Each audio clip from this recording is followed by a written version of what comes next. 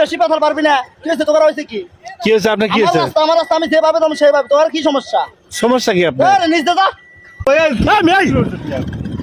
পেশাল কম বা তোরা তো মেজাজ গরম করিস না আমার। আমরা একটা শুভ কাজে যাইতেছি রে ভাই। এগিয়ে গেছিল।